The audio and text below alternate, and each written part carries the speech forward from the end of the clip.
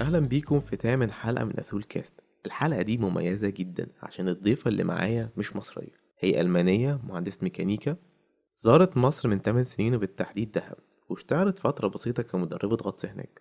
رجعت ألمانيا بعد كده واشتغلت في الصحافة والعلاقات العامة. بعد كده قررت انها تسيب برد ألمانيا وتستقر في دهب وتفتح هناك كووركينج سبيس او مساحة عمل مشترك، ويعتبر نادي للعمل الجماعي لكل الناس في كل المجالات، وحاليا موجود منها كتير في مصر. المختلف في الضيفة اللي معايا إنها بدأت بيزنس في مصر وهي أجنبية وما تعرفش كتير عن قوانين البلد دي، وهي خلاص بتجهز تفتح المكان في دهب، وبالتحديد في أكتوبر 2015 عرفت بخبر وقوع الطيارة الروسية جنب شرم الشيخ اللي كان ليها تأثير كبير على ركود السياحة في شرم الشيخ. اسمعوا الحلقة ديت عشان تعرفوا ازاي هي قدرت تتغلب على المشكلة دي، ده غير النصايح اللي هي بتقدمها لكل رواد الأعمال في مصر. أحب أقول لكم إن المحادثة ديت تمت بالإنجليزي مش بالعربي عشان الضيفة ألمانية طبعا، لكن هتلاقي المحادثة دي مكتوبة وموجود اللينك بتاعها في البوست ده وعلى الساوند كلاود وعلى اي تيونز. أحب أعرفكم بميرا اورنولد. ميرا بتقدم لكل مستمعين أثول كاست والمصريين خصم 30% على كووركينج إن. لو سافرت دهب وجالك شغل فجأة ومحتاج مكان هادي ونت سريع، أكيد المكان ده هيكون مناسب ليك.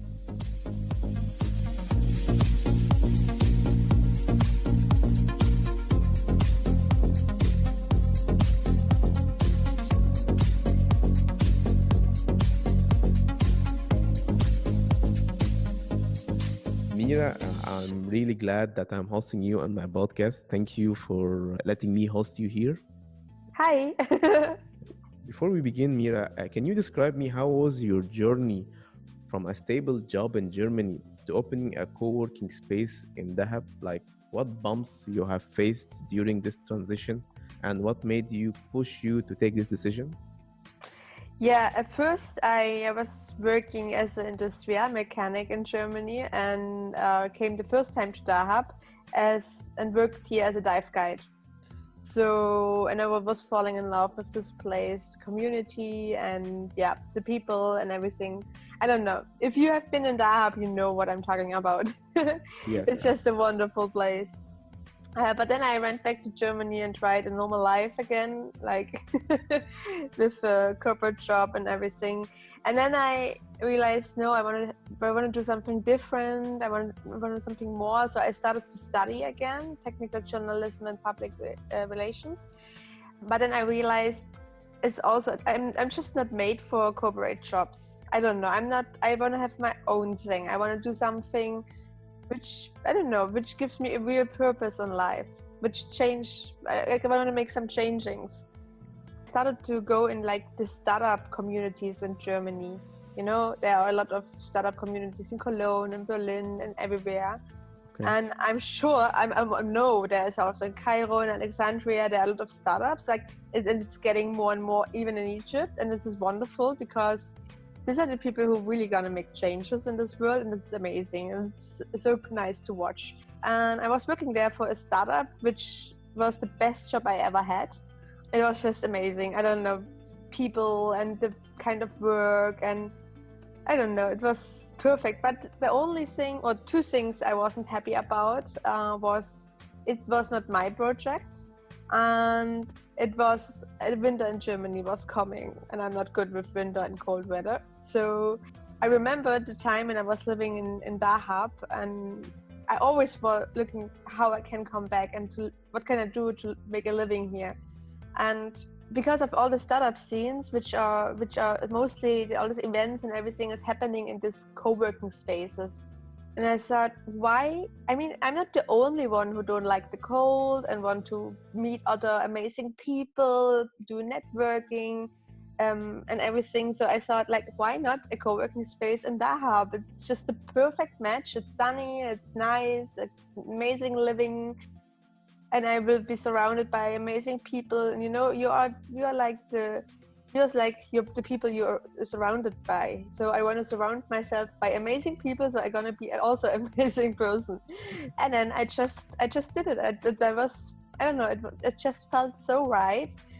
I had to go for it. I had to go. It was just, I don't know. And especially when I started this idea, just right after I planned everything, this plane crash happened here in Sinai from the Russian airplane. And I was, oh my God, this is like the worst thing which could happen right now for the whole tourism in Egypt. And this was like a punch in my belly, like a big punch in my belly. And I was like crying the whole weekend, and I didn't know what to do, because finally I found my purpose in life, which I really want to do, I really want to fight for. And then something like this happened, and I was crying the whole weekend.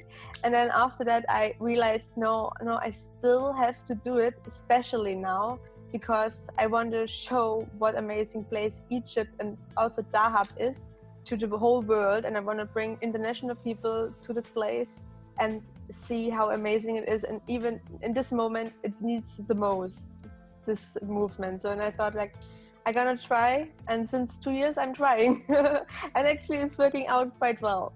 Yeah.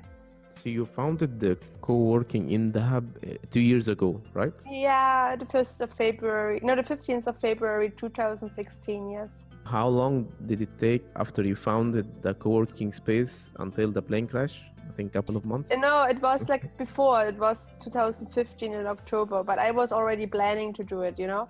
I wanted to start to do it, and I was planning and organizing and everything. And then finally the plane crash came, and I like, so what should I do? Should I still follow my dream, or should I, like, is it a sign not to do so? But you kept on going. That's Yes. amazing. It was like, yeah, it was horrible. But I came here, and like I saw these people and all my friends and like the locals and also the expats which are living here, and everyone was suffering from this so much. And I thought, yeah, I'm good in marketing. I want to do marketing like for this place and for Egypt. And I think, yeah, I think a lot of people came through me now here. A lot of people actually, yes. And I'm still keep going, yeah. Okay, Mira, what kind of resistance have you faced back in Germany when you were telling your loved ones that you are moving to Dahab? I mean, because I was living here before, so they knew I'm totally in love with this place. So it was not such a big surprise, actually. But yeah, I mean, of course, some are worried and like, are you sure you want to do this? But they knew, they couldn't tell me anything. I don't know. I know what I want. Okay, of all the things that happened before you opened the co-working space, you still find Dahab attractive in any other place in the world? Like, what specifically attracted you to settle in Dahab? The weather, the ocean and the mountains in the same place, because the ocean has something which calms you down, and the mountains do so too. And here, this is the place where we have both, which is amazing. The people, for sure, everyone is so friendly and smiling at you, and you get invited for tea here and there. And I know if I would have a problem, I'm sure I know people who would always like to help me. I don't know, it's especially also with the Bedouins here. They are amazing people, which are so friendly. If you are a good person and you're good to them, they are good back to you. And this is, I don't know, it's amazing. I really love the people here, also the expats which are living here. We are looking for a little paradise where we can live in peace, and I think this is the place. Before you came to Dahab, even before you founded the co-working Inn, what fears did you have before you moved in? I did had no fears. I mean, just what happens? I was asking myself, what happens if it doesn't work out? So what is the worst thing which could happen? Yeah, then I'm going back to Germany. And for sure, I find a place where my parents, where I can live a little bit with my parents, and then find something else to do. But I don't know. In the beginning, I had nothing to lose, you know? I just want to try. And that's what I did. Like you didn't have fear that nobody will come to your co-working Inn. You won't be having enough financial budget that can survive you during periods of no tourism in Dahab.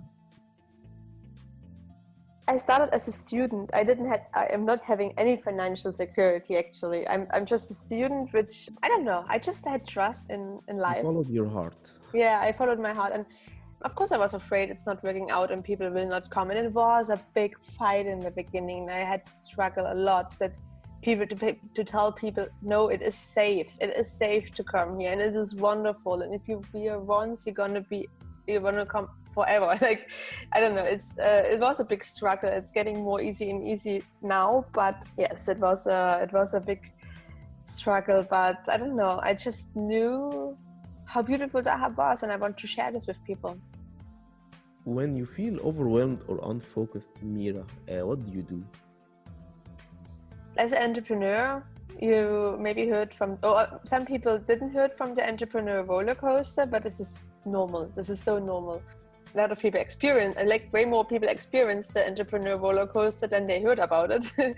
So it's like normal that you're having a high and you're like, wow, this is working well and it's great. We're gonna go to the moon. And like, I don't know, you're totally in love with your life and everything you do.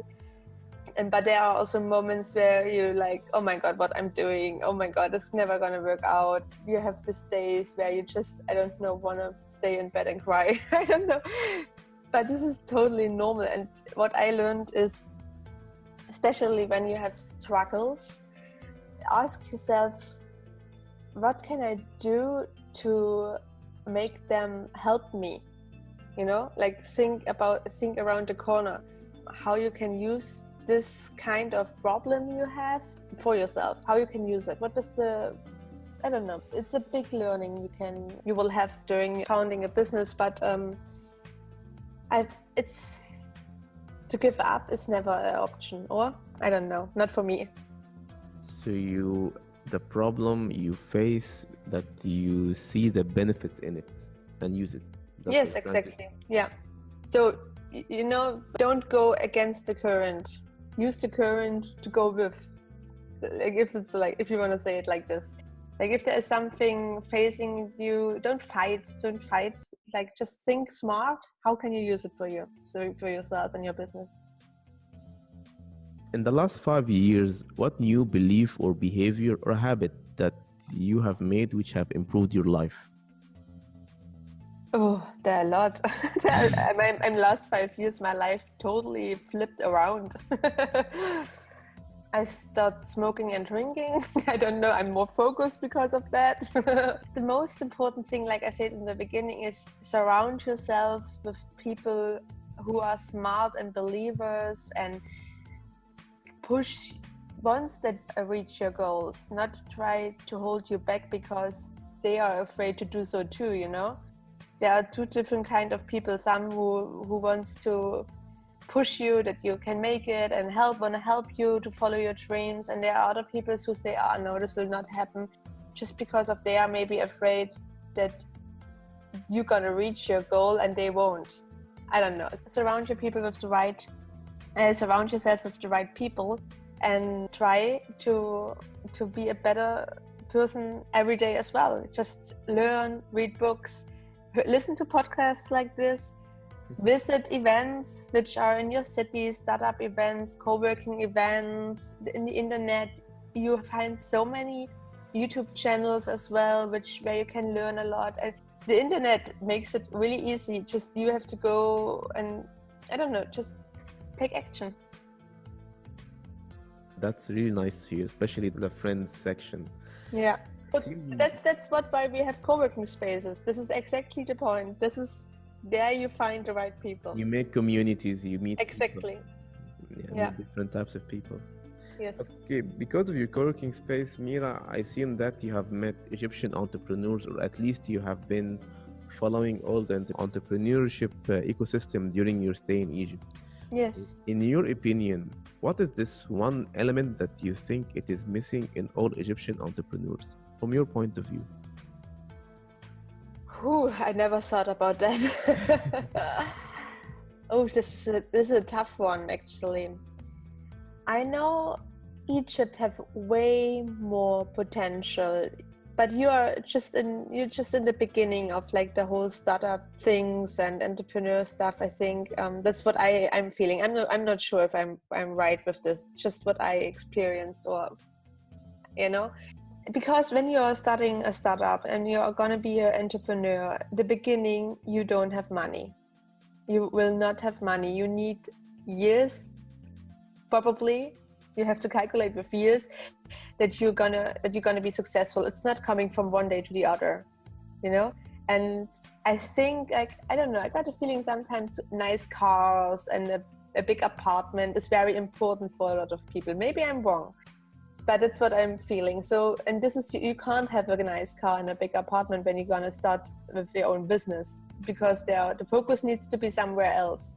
It's, yeah, you have a more simple life, but you try to follow your dream, and this can end up amazingly big, but you have to sacrifice in the beginning, you know? Yes, exactly. And maybe you don't have the nice car the next 3 years, but then you have a way more nicer car the next 10 years. I don't know, it's an investment in yourself, and this is the most important thing everyone should do.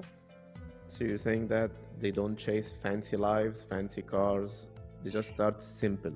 You can still chase that, and if this is your dream, go for it. But to have your own business, this is like, I don't know, needs a lot. I don't know.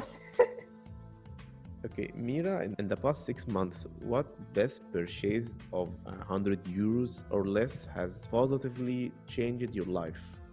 I bought myself the game Cash Flow. Game Cash Flow? It's a board game called Cash Flow. Cash Flow. We are Cash Flow. We also have game nights in the co-working space every 2 weeks. Tuesday, I think, we have the Cash Flow game night. So this board game is, there you can learn what is money and how you can clever use money, really clever, not just buying, where can you invest money, what is the difference between investing and just spending money, and how you can invest your money clever, which you have. You know, you can start with little, and this is like something where you really learn what money is and how to use it clever. And this is something I think we don't get, we not get taught in the school. This is something you have to learn by yourself. And with this board game, it's better than a book, just reading about how you can use money clever. This is like really, you experience it, and this makes a big difference. Is it the same like Monopoly board game? A kind of, but it's more like real life. Like in Monopoly, this is more like abstract thinking. It's not, you can't really learn something. It's Cash Flow game is more strategy, and when you can copy it to your real life. Okay, is it sold in Egypt or you bought it from Germany? I bought it in Germany, but I'm not sure. If you know someone who's coming or so, you can bring it. Ask them to bring it, or you come to the co-working space and play it with us. I will come definitely. Yes. I will come definitely to your co-working space. Okay. Very welcome. Okay, Mira, what are bad recommendations or advices that you have heard in the past 5 years? You can't do it. Yeah, this is the biggest one, I think. Yeah. I don't know why people sometimes don't believe in others. Maybe they don't believe in themselves anymore. This is the biggest thing, you know, and then they just copy it to others. But I don't know. Other bad advices? There is never a bad advice, actually. Even a bad advice brings you to you and shows yourself like, no, I'm not doing this because I got a feeling more this is not my thing, so I'm gonna go this other way. Then it's a good advice because it just clears your mind what you don't want. So I don't know. What advices would you give to a smart driven college student about to enter the real world? Yeah, the most important thing is that you find a purpose for your life. You don't just take a job because it offers you the best salary. Do something which you really love. When you wake up in the morning and you are happy to go to work, it doesn't have to feel like work. If you find something what you love to do, this is the most important thing. It's not about the salary. I don't know. Find something you love. This is the most important advice I can give, because when you do something what you love, you're automatically way better than you even could imagine. And when you are the best, you also earn a lot of things coming back, you know. So if it's money or education or whatever it is, it's what I can recommend. Okay. Find something you love. What are the best books that you recommend anybody to read when they start a co-working space and to be an entrepreneur? There are a couple of really good books. For example, The 4-Hour Work Week. It's not really about just 4 hours working, but it's like what I said, if you do something you love, it doesn't feel like work, and then you don't calculate it as work, you know. But it's a really nice book.